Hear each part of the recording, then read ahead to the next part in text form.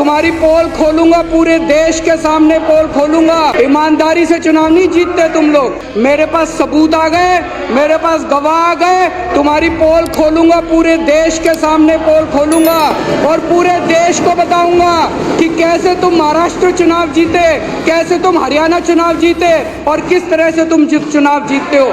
ईमानदारी से चुनाव नहीं जीतते तुम लोग। इन लोगों ने लार्ज स्केल के ऊपर वोट काटने का षड्यंत्र शुरू कर दिया है दिल्ली के अंदर।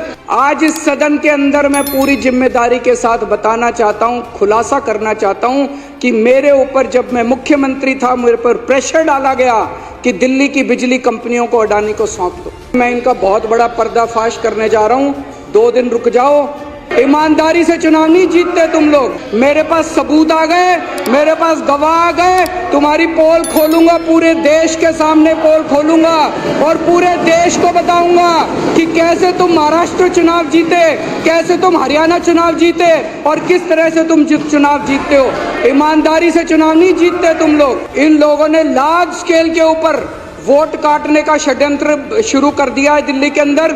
आज इस सदन के अंदर मैं पूरी जिम्मेदारी के साथ बताना चाहता हूं, खुलासा करना चाहता हूं कि मेरे ऊपर जब मैं मुख्यमंत्री था, मेरे पर प्रेशर डाला गया कि दिल्ली की बिजली कंपनियों को अडानी को सौंप दो। मैं इनका बहुत बड़ा पर्दाफाश करने जा रहा हूं, 2 दिन रुक जाओ।